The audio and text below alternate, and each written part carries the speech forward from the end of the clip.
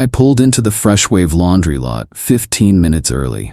The sign over the glass door flickered between Fresh and Wave, like it couldn't commit.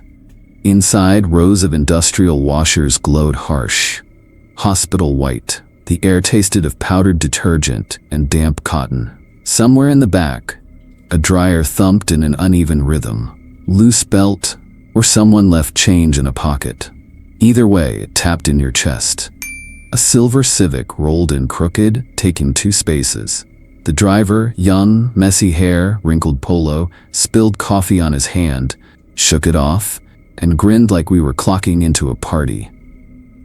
"Matt Carter," he said. "Thomas said you'd train me." "Sarah," I said. His palm was hot with caffeine sweat.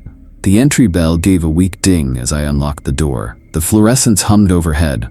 One tube whined high-pitched. I dropped my purse under the counter, turned on the CCTV feed. Front door, main floor, back hallway, employee room. Matt looked around. Didn't know laundromats could be moody. "It's old," I said, "and mean when it wants to be. Before we start, rule number 1, never work a night shift alone, ever." He smirked. "Even if someone calls in sick, you call me Allison Thomas, the retired janitor. Anyone. You do not clock in alone. That's basic safety. Cameras, cash. It's not about robbery." His smirk faded when I kept looking at him. 2 years ago, I said, a guy named Jason covered a night alone. He made it to 2:17 a.m. On camera, he looked up at something off-screen, set down his rag, and walked into the maintenance room. He never walked back out. Matt's brow furrowed. Could have slipped out the back. His car was here, keys in the drawer, back door dead-bolted from the inside. We did the tour. Washers, dryers, coin changer, lint trays, the shelf of orphan socks. I told him, no slamming doors, bleach is in the red bottle, never linger in the employee room. Because of the chemicals? Because of the room. He was still processing when the bell over the door dinged again. A man in a gray hoodie walked in, didn't look at either of us. I poured coffee, set it on the counter. He picked it up, didn't drink, just leaned against dryer 3 hood, shadowing his face. "Friend of yours?" Matt asked. "He helps with problems," I said. "The coffee's a courtesy." We settled into the shift, coins clinking, drums turning. Then, metal on metal from washer 6. A long scrape like nails inside the drum, circling. Matt stepped toward it.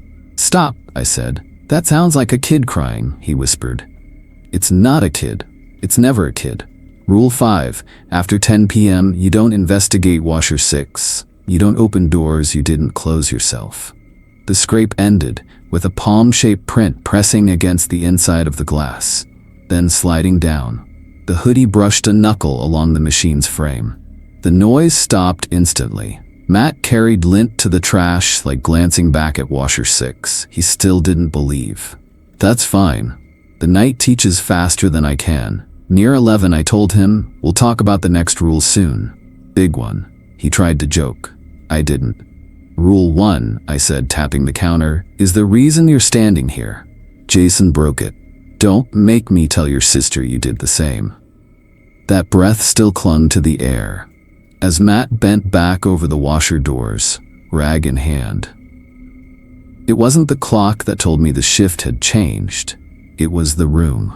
The hum felt thicker, pressing against my chest, the air damp in the back of my throat. The pale green light had already started to creep into the corners, painting skin the color of sickness. Outside, the deli sign across the street buzzed and stuttered, like it was trying to keep breathing. I didn't have to check. I knew it was 9:58. Give or take a breath. Matt was making himself useful, wiping the steel rims of the washer doors. He'd folded the rag exactly how I showed him, flat squares, so the lint stuck clean instead of smearing. He was quick, still sloppy, but he was trying. Hoodie man, William, hadn't moved from his place against dryer 3. The coffee I'd poured for him was still in his hands, untouched, as if heat was the only thing he wanted from it. I logged the last hour in the book. 4 customers, 2 walk-ins, 1 jam cleared with the bent quarter trick. My pen hesitated over the paper before I looked up, just for a second, toward row B. Machine 6. By daylight, 6 looks like any other industrial front loader, but once you've worked enough nights, you see it differently. The way the control panel blinks half a beat behind the others, how the hinges seem to ache when you look at them too long. There's a wrong patience to it. And right on cue, it started. The sound came soft, fingertips soft inside the drum. A slow scrape, circling the glass. Matt froze mid-wipe, his head tilted, listening. It wasn't loud. If it had been a screech or a bang, he'd have called it trouble. But this asked politely. He looked at me, waiting for the easy answer. A loose bearing, a misaligned belt. I didn't give him one. The scrape reached the latch, paused, slash, and started again, lower this time near the detergent drawer. There was a faint click, like a plastic tab being lifted and set down. Matt took 2 steps toward it before his brain caught up with his legs. That's the trap. Sounds like this hook into something old in us, the instinct to check on crying, scratching, doors that asked to be opened. Stay where you are, I said. I just want to. You want to break Rule 5 within 2 minutes of 10 o'clock. What's Rule 5 again? His mouth curved, but his eyes didn't. They stayed on the glass. After 10 p.m., you don't investigate washer 6 or the maintenance room. You don't open doors you didn't close yourself. And you don't answer voices unless you can see the mouth they're coming from. That last part's not in the manual. It's in mine. The rest of the room kept humming, but that hum felt like it was wrapped around the scrape holding it. The sound was patient. It could wait all night. Then it came. A cry. Small, wet, perfectly imperfect. The kind that makes your chest tighten before you know why. Matt's hand lifted toward the latch. He didn't mean to. I stepped between him and the door. He blinked at me, surprised I'd moved faster than him. It's not a kid, I said. It never is. He gave a half smile, testing if I was joking. I wasn't. So I told him about Eddie. Eddie heard the same sound, same time of night. His partner was a teenager, scared of losing her job, so she followed him when he went to check. She told him not to. He laughed, said it was probably a prank, and popped the latch. The glass fogged from the inside. The girl swore she smelled creek water, pennies, and daycare shampoo. Something pressed against the door hard enough to bow the glass, then eased off. The door swung open 3 inches. She slammed it shut, put her weight on it. Eddie held the latch and said, I can see her hand. Then it's so small, and then he said, please. But it wasn't in his voice anymore. What happened to Eddie? Matt asked. Eddie doesn't work here, I said. He doesn't work anywhere. That's when William moved. Just a step away from dryer 3, slow and silent. He never looks directly at 6. He doesn't have to. His presence is enough to shift the air pressure. The scrape became a rattle. The metal ring around the window trembled, like the drum was spinning even though the panel read stop. A thin fog began to bloom on the inside of the glass. Matt whispered, hello, before I could stop him. The rattle stopped. The pause that followed felt like something turning its head. No, I said sharply. Sorry, he whispered. Whether to me or it, I couldn't tell. I took his wrist and put his hand on the folding table. Breathe, I said. I am, he lied. The pressure on the glass lasted another 2 seconds before it vanished. The fog lingered, then thinned until the window was clear again. Our reflections came back, stretched over the curve of the glass. Rule 5, I said. He nodded, quieter now. Still not convinced, but closer. I pulled the out-of-order placard from under the counter and slid it into the metal slot above the coins. You're just leaving it? He asked. I'm not opening it, I said. We filled the next half hour with busy work, counting quarters, wiping counters, pretending the machine was just steel and glass again. At 10:32, I passed by with the cleaning rag. I didn't look straight at it. I didn't have to. 2 small fingers pressed against the glass from the inside, slow, deliberate. The print stayed there, pale and perfect. Matt didn't say a word. That was good. Some rules you learn in silence. But silence here never means safety, it just means something's waiting for you to break it. The silence from row B wasn't relief, it was bait. Matt kept glancing at washer 6 even when he pretended not to, and I caught myself doing the same. We buried it under busy work. Counting coins, refilling the spray bottles, keeping our hands full so our minds didn't wander back to that glass. By the time the clock crawled past 2, the laundromat felt different again. Not tense, exactly, hollow. The hum of the machines thinned, like the motors were running in a bigger room than they had an hour ago. The smell had shifted too. Less soap, more metal and dry dust, as if the night air had found its way in through the locked door. That's the hour Rule 2 exists for. Matt and I were restocking the shelves. Dryer sheets, single-load detergent boxes, the paper rolls for the coin changer. The hoodie man had vanished into wherever he waits between needing to be seen. Allison was off that night, so it was just us and the aisles. Against the back wall, above waist height, runs the claim rack. Chrome poles lined with tagged, bagged laundry. Mostly locals, regulars who trust us to wash and fold when they can't stay. Each clear plastic bag was tight and smooth, twist-tied at the top with a tag that matched the name in the ledger. Sarah K, jeans, tee, hoodie. A. Rivera, scrubs, socks, towels. Normal, familiar, safe. Matt reached for a bag tagged H. Miller. So what's the deal with the 2 a.m. thing? Just no late pickups? Rule 2, I said, hanging the bag back exactly how it had been.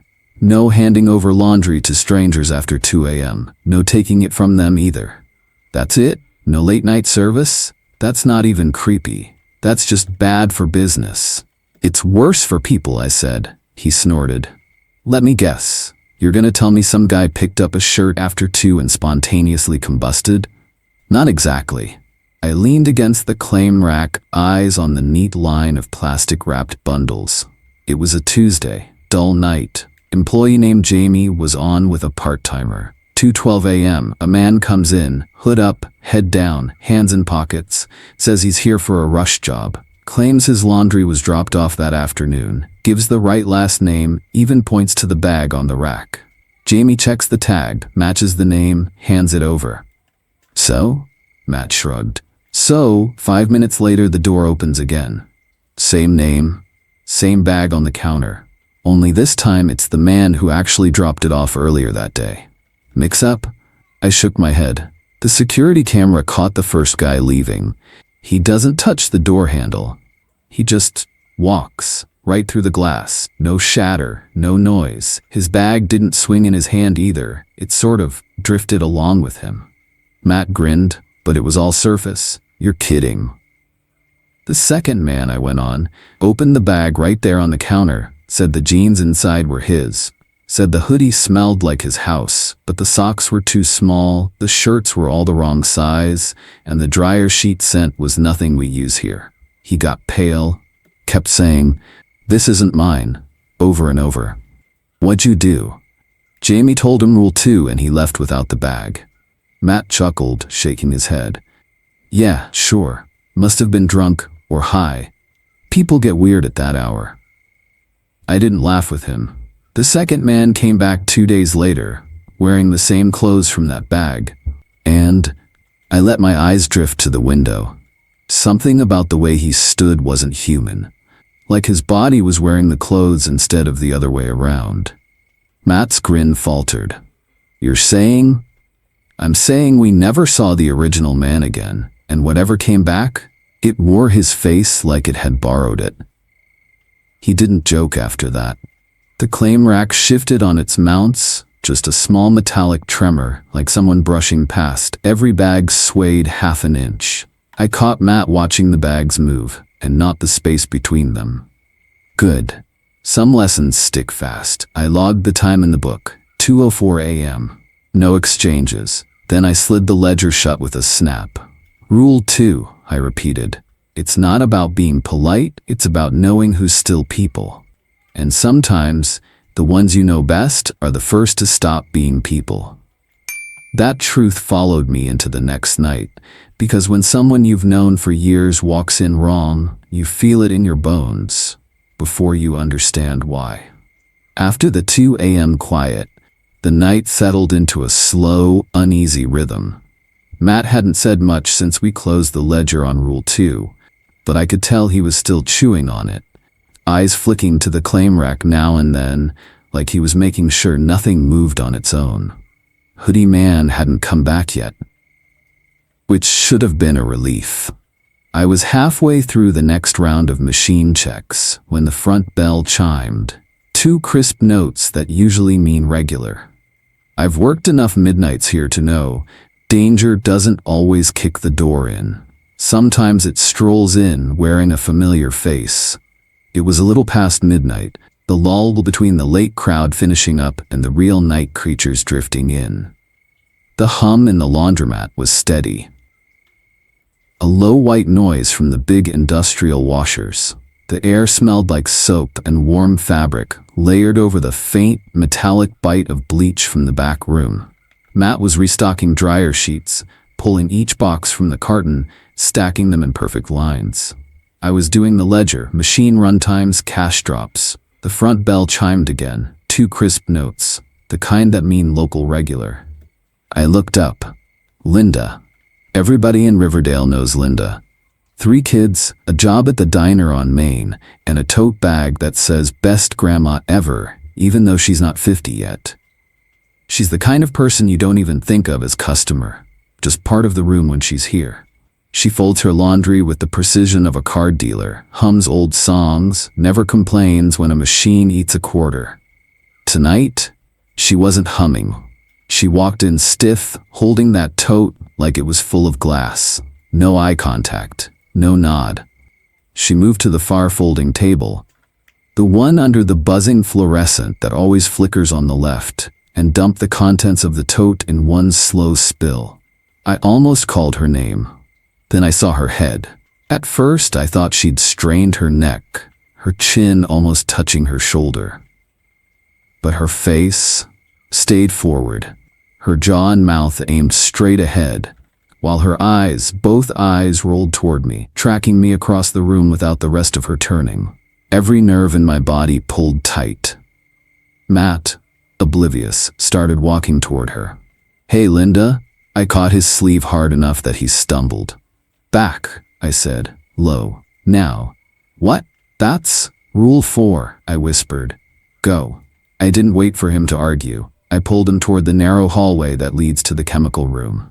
My pulse was hammering, but I kept my pace steady. Quick movements get noticed. The chemical room is maybe 8 feet square, lined with shelves of detergent tubs, bleach bottles, degreaser. The air is thick with heat from the water heaters, warm, damp, and laced with a sharp metallic tang that sits on your tongue. I shut the door without letting the latch click. Matt started to speak. I pressed a finger to my lips. Through the narrow hinge gap, I could see her hands moving over the folding table. Not folding clothes, placing them. One by one, she laid each piece flat. A shirt here, a pair of jeans there, socks in the spaces between. She turned each item until the sleeves or pant legs pointed toward a center point on the table. Slowly, methodically, she built a rough circle of fabric. The washers kept humming in the background, but in that moment, the only sound I could hear was the whisper of fabric sliding over laminate. Matt leaned closer to the gap. I touched his arm and shook my head. He stopped. Linda's neck never straightened. Those eyes, locked on our side of the room, kept darting subtly, like she was tracking something she could almost see. When the circle was complete, she stepped back, tilted her head the other way, just as unnaturally, and reached into the tote. She pulled out a single white dish towel and placed it dead center of the circle. The room seemed to hold its breath. Then she turned, slung the tote over her shoulder, and walked out. The door opened and closed without a sound. The bell didn't chime. We waited a full 60 seconds before I eased the chemical room door open. The table was bare.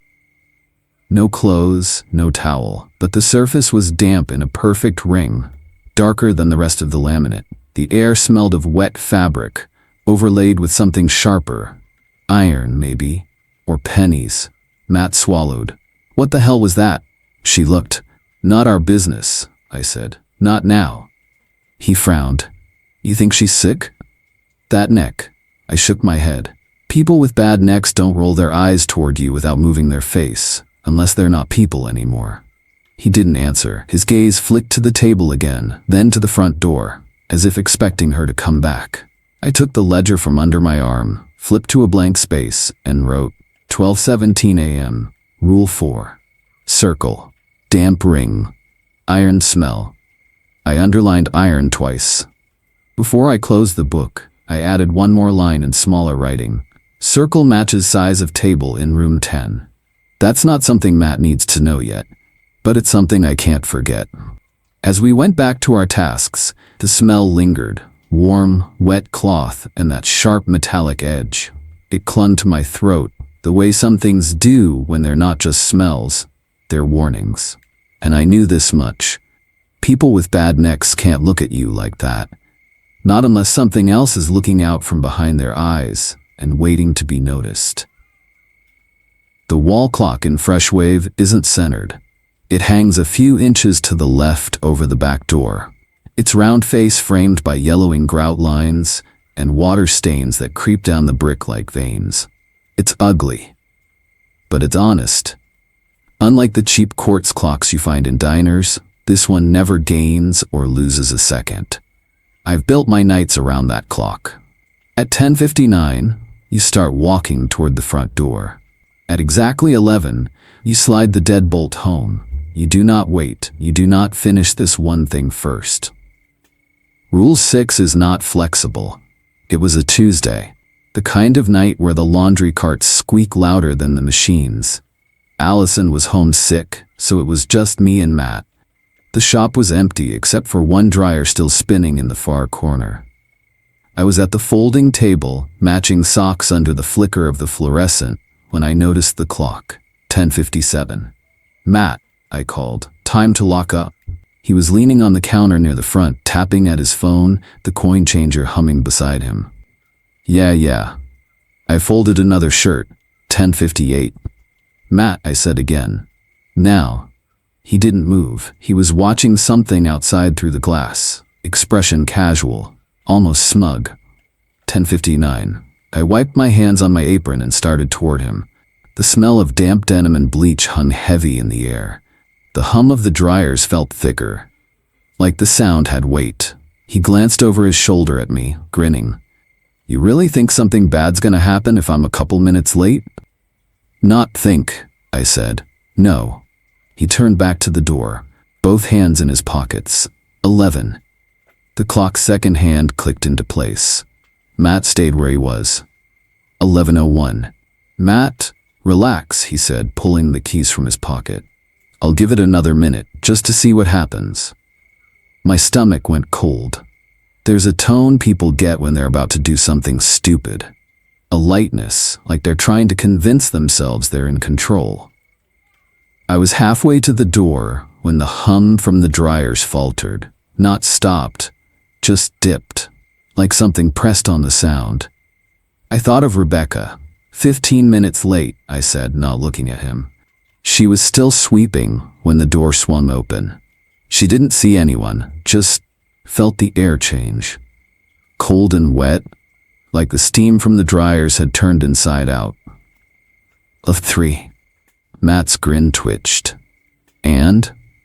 I met his eyes. And by the time they found her, she was inside out too. Skin where it shouldn't be. Eyes still blinking, but in the wrong place. Took 3 people to recognize her by her hair. The clock's second hand hit 12 again. I grabbed the keyring from his fingers and locked the deadbolt. The sound of the latch sliding home felt louder than the machine's. He laughed, but it was thin now. He looked past me toward the street, then back at the door. Nothing happened, he said. Yet. I stepped away from the door. The air felt wrong, thicker, like the humidity before a thunderstorm. I could see his eyes flicking toward the glass every few seconds. Good. Let him look. Let him learn. The hum of the machines returned to normal, but under it there was something else, faint, irregular, like breathing against the window. I didn't mention it. Matt busied himself wiping the counter, glancing up every few seconds. I went back to folding, but my eyes stayed on the door's reflection in the glass of the nearest washer. The street outside was empty. But I've been here long enough to know, empty doesn't mean safe. I made a note in the ledger, 11:03 p.m., 3 minutes late. No breach visible. Air pressure change present. I shut the book harder than necessary. 3 minutes late was enough for whatever was on the other side to know the door hadn't been locked. And once it knows, it doesn't stop at the threshold. I tried to steady my breathing, but when I went back to the ledger, my hand was still shaking. Matt was pretending to stay busy, yet his eyes kept sliding toward the glass door. I knew he could hear that faint breath under the hum of the machines too. The night wasn't over, and I had a feeling the price for those 3 minutes would come due before dawn. Matt had fumbled the key when I finally took it from him, dropped it on the tile, bent it just enough to make the deadbolt stick. By the time we forced it to turn, the back clock read 11:15, 15 minutes past safe. I wanted to kill the lights, count the drawer, and get us out, but the street had other plans. It started with the front glass fogging, not like the normal patchy condensation from a cold night. This was thicker. Uniform, a white film crawling in from the edges until the street outside was just shadows behind milk glass. Matt was still at the folding table, pretending to sort dryer sheets, but mostly staring toward the door. "You see that?" he asked. "Don't," I said automatically. "Don't what?" "It's just, the hum of the washers died. Every motor, every fan, gone." The silence was so sudden I could hear my own pulse in my ears. Then the thump. Not a knock, not quite. More like a palm hitting the glass with no intention of asking permission. Shapes formed in the fog. They weren't people. Not exactly. Too tall, too narrow in the middle, heads cocked at impossible angles. Their edges wavered, like heat distortion, but colder. Matt's breath caught. "What?" "Don't look straight at them," I said. My voice came out quieter than I meant, but sharp enough to cut through the air. "They notice when you look." One of the shapes pressed closer. The fog cleared just enough to show the suggestion of a face. Pressed flat, lips too wide, eyes like wet glass. The skin rippled, as if something underneath was deciding whether to push through. Matt stumbled back until his hip hit the counter. "There." "Shut up," I said, stepping between him and the door. The rest of them were closer now, smudged forms against the glass. Their heads moved in slow jerks, tracking something. One by one, they leaned forward until I could hear the faint creak of the doorframe under their weight. I gripped the counter edge hard enough to make my knuckles ache. Somewhere behind us, a single dryer started spinning again, fast, unbalanced, the drums slamming in erratic bursts. The air smelled wrong, like wet pennies and scorched cloth. The tallest shadow tilted its head so far to one side that I thought it might break. The outline of its jaw blurred, melted into the fog, then reformed sharper than before. Its hand lifted, too many joints in the fingers, and splayed against the glass. That's when the lights went out, total black except for the faint sodium glow leaking in from the street. The shadows on the glass pulsed just for a second, like they were breathing in sync. Matt whispered my name. I didn't answer. A sound moved through the dark, soft, deliberate footfalls on tile. Not from outside, from somewhere behind us. Then he was there. William stepped out from between the dead washers, his hoodie's shadow swallowing his face. He didn't look at me or Matt. He went straight to the door, slow and certain, and laid one palm flat against the glass. The shadows froze. Every one of them. For a long heartbeat, nothing moved. The smell of metal was sharp enough to sting my eyes. And then, gone. The fog pulled back, thinning until the street was empty again. The hum of the machines returned in ragged bursts, like they'd been holding their breath. The light over the folding table flickered once, twice, then steadied. William dropped his hand, turned, and walked back into the dark corner he'd come from. No words. Matt exhaled so hard it sounded like he'd been underwater. "What the hell? Who is?" I didn't answer. There are questions you can't unask once you start. Instead, I wrote in the ledger, 11:15 p.m., shadows at glass. Contact. William present. When I looked up, Matt was still staring at the empty doorway William had disappeared through. He doesn't understand yet. Not fully, but he will. William doesn't save you, he just decides if you're worth saving. And tonight, for reasons I don't plan to test, we were. But someone else wouldn't be so lucky. After the night William cleared the glass, I thought maybe Matt had learned his lesson. He didn't. The days that followed were thick with unspoken tension. Matt kept glancing at the front door like it might breathe again, and I kept pretending I didn't notice. The first thing you learn on nights here is that Rule 1 isn't about loneliness, it's about survival. We work in pairs for a reason. Always. One pair of eyes watching the machines, one watching the door. One person in the back, one up front. It's the only way to make sure there's always a witness or a warning. That Friday, Allison called out sick. I'd been on double shifts all week, and Thomas told me to take the night off. "Matt can handle it," he said. "Slow night, he'll be fine." I wanted to argue, but exhaustion won. I went home. At 2:37 a.m. my phone buzzed. Not a call, just a single notification from the security system. Motion detected. Front lobby. I stared at it in the dark, thinking about Rule 1. I didn't go back. I told myself Matt knew the rules. Told myself he'd lock up early if things felt wrong. Told myself a lot of things. The next morning, I was the first one in. The sun was barely up and the shop was cold. In that way it only gets after something has been inside it that doesn't belong. The front door was locked, deadbolt in place, but the floor tiles between the entrance and the folding tables were slick, smeared with something that wasn't quite water. Dark streaks ran toward the back hallway, drying at the edges into a rusty red. I followed them. The hallway smelled faintly of bleach, but underneath was another odor. Heavy, metallic, and sweet, the way pennies smell if you hold them in your mouth too long. The streak stopped at the door to the maintenance room. The handle was cold, colder than it should have been in morning air. I didn't open it. I didn't need to. Instead, I went to the office and pulled up the camera feed. At 2:34 a.m., Matt was at the folding table, stacking towels. Alone. Every other machine in the room was empty, except for one washer. Number 12. Spinning with nothing inside. The drum's reflection flashed bright every few seconds like a strobe catching water. Matt noticed it too. He glanced over, frowned, then went to check. The light inside the drum was wrong. Too bright. Too cold. Flickering in irregular bursts. It lit his face in sharp, pale angles. He bent down to look inside. That's when the figure appeared. It came from the left side of the frame, stepping out from behind the change machine like it had been there all along. The hood was up, shadowing its face, but the fabric didn't move right. Too still, like it was painted onto something solid. It put a hand on Matt's shoulder. He didn't react like someone being startled.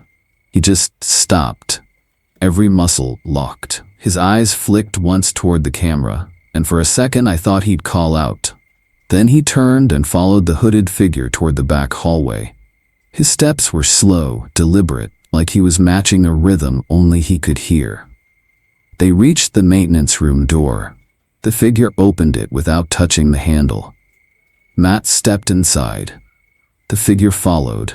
The door swung shut. The feed kept rolling. I watched the empty lobby for 3 hours until the lights clicked off with the dawn. Nobody came back out. I sat there in the office, staring at the paused frame of Matt's last moment in the doorway. The hooded figure's hand was still on his shoulder, pale fingers digging in just enough to crease the fabric of his shirt. When Thomas came in, I told him everything. He didn't say a word. Just went to the maintenance room, opened the door, looked inside, and closed it again. I didn't ask what he saw. Later, when the police came, they didn't find anything they could call evidence, just the streaks on the floor, the smell, and a few damp scraps of fabric caught in the drain grate out back. They bagged them anyway. But I know better. Those scraps weren't enough to bury.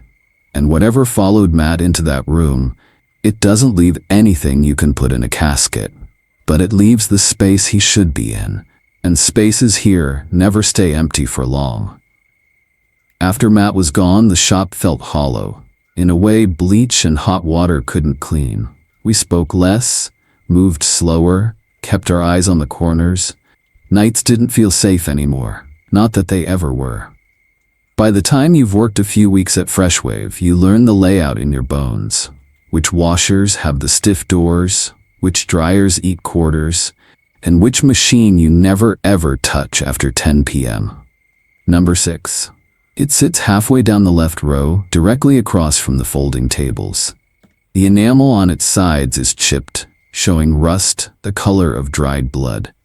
Its glass door is always clean though. Almost too clean, like someone polishes it when we're not here. It was just past 1 a.m. when I heard the sound. Fast, frantic, thump, thump, thump, like fists pounding from inside a locked trunk. I knew that sound. Allison didn't. She was bent over a laundry cart, pulling damp sheets from the dryer when the noise started. She froze, a half-folded sheet in her hands, and turned toward the row of washers. Number 6 was rocking hard enough to make its neighboring machines vibrate. The load inside was just a blur of white against the glass, slamming into the door again and again. From where I stood at the counter, I could see her eyes narrow. She started toward it. "Allison," I said, sharp. "Leave it." She didn't slow. "Looks like it's unbalanced. I can..." The sound changed. The pounding became irregular, heavier, like something with weight was shifting its position. The white blur resolved into shapes. Not cloth, but twisted limbs, pale against the dark water. "Allison?" She was 2 steps away when the door's glass flexed outward, just slightly, as if something inside was pressing its face against it. That's when William appeared. He came from the far end of the aisle, silent as always, the hem of his hoodie brushing against the floor. He didn't look at Allison or at me. Just walked straight to number 6 and placed his palm flat on the glass. The effect was instant. The pounding stopped. The drum slowed mid-spin. Water sloshed in lazy arcs. Whatever was inside slipped backward into the dark, its shape dissolving until only the white blur remained. Allison stared at him, breathing fast. "What the hell?" William didn't answer. He just stepped back, turned, and walked the way he came, disappearing between the dryers without a sound. The room was quiet again, except for the steady hum of the other machines. Allison looked at me, eyes wide. "Is he?" she started, then stopped, searching for the right words. "Is he even human?" I hesitated, because the truth is complicated. But in the end, I told her the only answer that matters. Not entirely. She swallowed, glancing back at number 6. The display still blinked 42 forward, but the clothes inside weren't moving. They hung suspended in cloudy water, limp and weightless. I walked over, turned the dial to off, and pulled the plug from the wall. "Never open it," I said. "Not even if it stops." Her hands tightened on the edge of the folding table. "Then what's in there?" I met her eyes. "Not clothes." For the rest of the shift, Allison was quieter than usual, so was I. The machines and their steady white light kept everything looking normal. But inside we both knew number 6 wasn't truly still.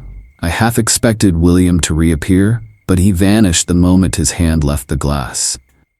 What lingered was a silence so heavy it felt like a weight on the air. A silence that always comes before someone breaks a rule. It had been quiet since the night at number 6. Too quiet. The kind of quiet that feels like a held breath, waiting to break. It was the kind of shift where the hours after midnight feel like you've been dropped out of time. The street outside was dead silent. The hum of the washers, steady, hypnotic. Allison was wiping down the folding tables, earbuds in, humming under her breath. I was in the back, reorganizing detergent boxes when the front bell chimed. Not the soft ding it makes when the wind jostles the door, but the clean, deliberate sound of someone stepping inside.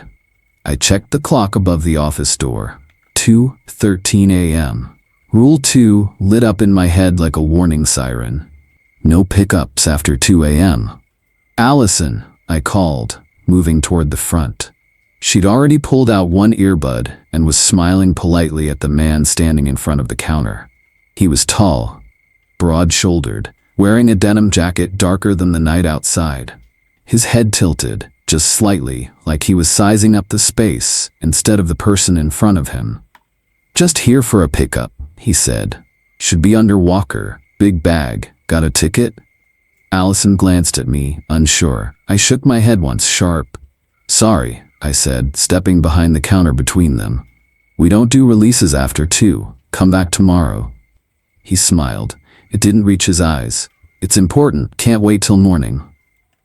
"You can," I said. "Rule's not optional." His smile widened, in a way that made my stomach clench.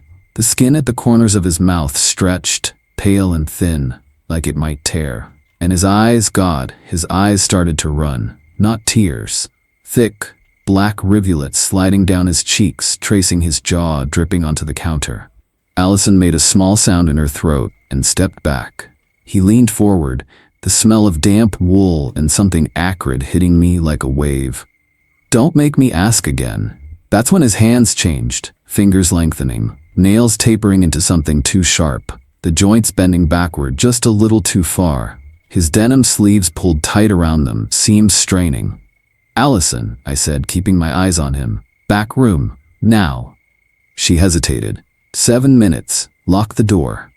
My tone left no room for argument. She ran. I heard the slam of the chemical room door, the click of the bolt. The man, no, it watched her go. Its neck twisting farther than it should, vertebrae popping under the skin. Then it turned back to me. For a second, neither of us moved. The hum of the machines was gone. I hadn't even noticed it stop. The only sound was a faint, wet crackle, like fabric burning somewhere far away. He sniffed once, head tilting like a dog catching a scent. Then, without a word, he straightened, rolled his shoulders and stepped back toward the door. The bell chimed as he left. I stood there, hands gripping the counter so hard my fingertips went numb. The smell lingered, a mix of burned cotton and scorched hair. It clung to the air, seeping into the fibers of my clothes. Allison came out exactly 7 minutes later, pale and wide-eyed. "Where is he?" "Gone," I said. She glanced toward the front door. "Why?" I shook my head. "Doesn't matter." What mattered was the smell. Once you've worked here long enough, you know it. Burned fabric means it didn't get what it came for. Means it left empty-handed. Means you're still alive for now. But for now has an expiration date here. That smell followed me home. It clung to my hair, my sheets, the inside of my mouth. I dreamed about it, smoke and cotton and something breathing just outside my door. When I came back the next night, it was still here, waiting.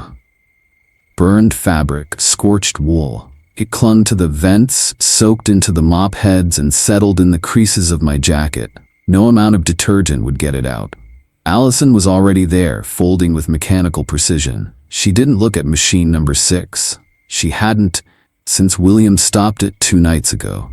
I noticed she'd moved her folding station further down the row, out of its line of sight. The shift started like any other. Midnight was quiet, and the street outside was still. The fluorescent lights hummed. The rhythm of the washers was steady, a background heartbeat. Until it wasn't. It began with a hiccup in the sound, a tiny skip in the hum like a skipped breath. Then, all at once, every washer in the place shuddered to a halt. The sudden silence hit hard, like someone had pressed their palm over my ears. I froze. Allison looked up, brow furrowed. Then the lights flickered. Once, twice, 3 times. Rule 3 slammed into my head like a warning siren. When all machines stop and the lights flash 3 times, go to the chemical room, 7 minutes. No exceptions. Before I could speak, the first sound came, a metallic scraping from inside number 6. Deep and slow, like claws dragging over steel. Then came the second sound, from the maintenance room. A faster, wetter scratching, like nails on wood soaked through. Allison's breathing quickened. "Both at once?" she whispered. I didn't answer. My eyes were on the front door. The glass had fogged, pale ovals of condensation appearing, vanishing, then appearing again in a pattern too deliberate to be weather. Shapes pressed close to the glass, faces maybe, but blurred, stretched tall in the distortion. "Allison." My voice was low but sharp. "Chemical room." "Now." She took a step, and then William was there. He stepped out from between the dryers like he'd always been standing there. No sound of shoes on tile, no shift in the air. He didn't look at the glass, or at number 6, or even at us. Just tilted his head slightly, as if listening to something far away. Without a word, he moved toward the back. We followed. The scratching from the maintenance room grew louder as we passed. A wet, tearing noise that made the hair on my arms stand on end. Something hit the door from the other side. Once, twice. Hard enough to make the frame tremble. We reached the chemical room. The bolt was already unlocked. William opened the door and stepped aside. Inside, under the low yellow bulb, Thomas stood waiting. He held something in his hands, a length of steel pipe engraved with markings that caught the light in jagged patterns. His eyes were on us, calm but heavy. 7 minutes, he said. Exactly. This is a final test. They're trying every entry point at once. Outside, the lights flickered again. The air in the chemical room seemed to thicken, like the space was being pressed in from all sides. I could still hear the twin assaults, claws on steel from number 6, claws on wood from the maintenance room. And now, faintly, the slow, deliberate tap, tap, tap of something on the glass front door. I checked my watch. 7 minutes might as well have been 7 hours. None of us spoke. The noises rose and fell, sometimes overlapping, sometimes taking turns, like they knew they were being timed. Halfway through, the bulb above us pulsed. Bright, dim, bright. William's head tilted again. For the first time since I'd known him, his lips moved. I couldn't hear the words, but Thomas's grip on the pipe tightened. At exactly the 7-minute mark, Thomas nodded. William opened the door. The hallway was silent. The front lobby, empty. All the washers hummed back to life at once, the lights steady and white. Number 6's drum was still spinning, though I hadn't plugged it back in since the night he stopped it. We stepped out. The normalcy of the space almost worse than the chaos had been. Allison let out a shaky laugh that didn't sound like her. "What was that?" Thomas's eyes met mine. "A test," he repeated. "They wanted to see if we'd slip, if we'd answer one door and leave another open." He set the pipe down on the counter. The markings along it still glimmered faintly, as if holding the memory of what had been pressing in from all sides. "We're not just employees," he said. His voice was low, matter of fact. "We're the last barrier." I looked around, at the steady lights, the clean rows of washers, the ordinary smell of detergent just starting to push back against the charred stink from last night. He was right. We weren't keeping the place running. We were keeping something out. And when the darkness learns its lesson, it will come back to check the answer. Tests have a purpose and a score.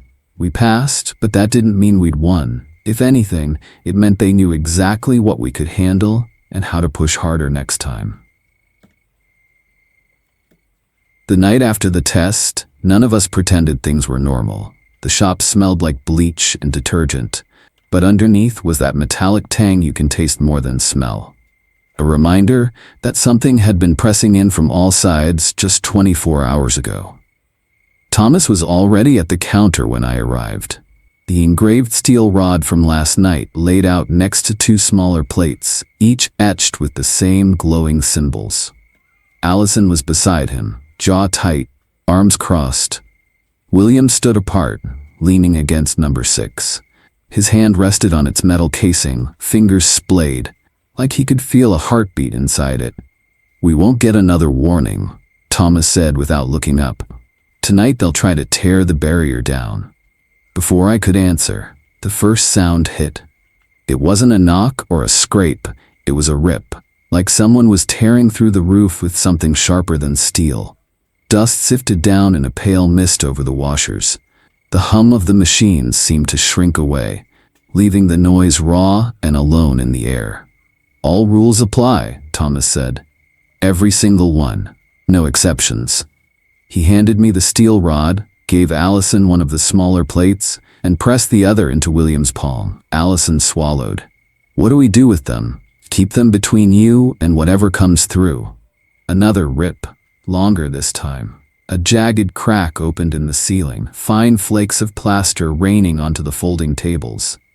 "Positions," Thomas barked. The crack widened, shadows moving in the gap. Jointless limbs bending wrong, tasting the air with invisible senses. The fluorescence flickered, once, twice, then held steady. From the maintenance room came the pounding, heavy, wet, deliberate. From number 6, the slow scrape of metal from inside. And from the front door, that faint, deliberate tap, tap, tap. "They're testing every way in," I said. Thomas's eyes were on the ceiling. "No, they're not testing anymore. They're coming." The first limb slipped through, long, glistening in a way that made my stomach knot. It reached for the nearest washer, then stopped. William had stepped forward, planting his plate against the steel surface. The symbols burned white-hot, casting his face in stark light. His eyes caught the glow, and for the first time I saw them without pupils, just blank, shining, white. The limb recoiled, jerking upward, but another shoved through beside it. This one swept toward Allison. "Now!" Thomas shouted. She slammed her plate onto the folding table, light bursting out in a flare so bright it left spots in my vision. The limb thrashed, knocking detergent bottles to the floor, before retreating into the darkness above. The pounding from the maintenance room grew frantic, as if whatever was behind that door knew the ceiling breach was failing. Thomas planted himself under the crack, gripping his own rod like a spear. "Sarah." I dropped to one knee, drove my steel rod into the floor. The impact made a deep, resonant thunk that vibrated through my bones. The symbols along its length ignited, threads of light running out across the tiles in a spiderweb pattern, connecting to the plates Allison and William held. The glow spread up the walls, into the crack itself. The limbs writhed, curling back as the light touched them. One last shriek, metal, bone, and something wet all at once echoed through the shop. Then, silence. The crack sealed with a hiss, plaster settling into place like it had never been broken. We stood there, breathing hard, surrounded by the hum of the machines coming back to life. William set his plate down gently on the counter. "Not tonight," he said, voice low. Thomas nodded once. "If the barrier breaks." His gaze swept the room, landing on each of us in turn. "Riverdale won't be here in the morning." I believed him, which is why the silence after was worse than the fight. Because silence here is never empty.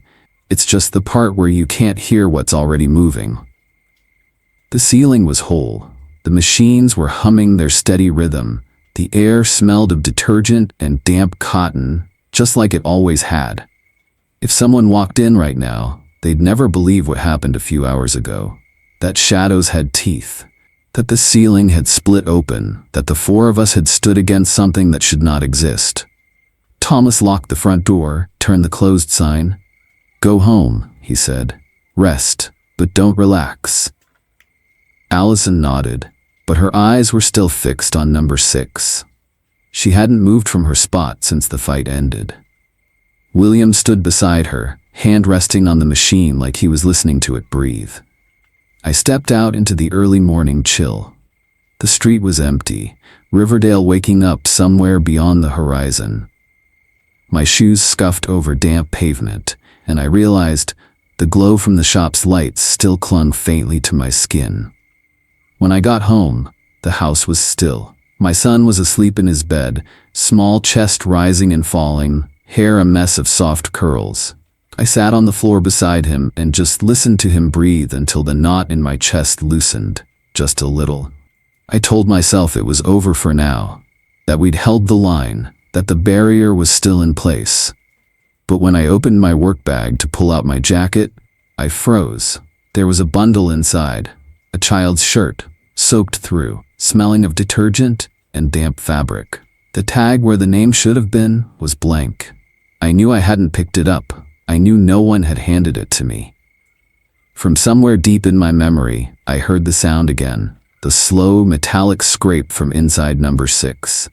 And in that moment, I knew the machine wasn't empty anymore.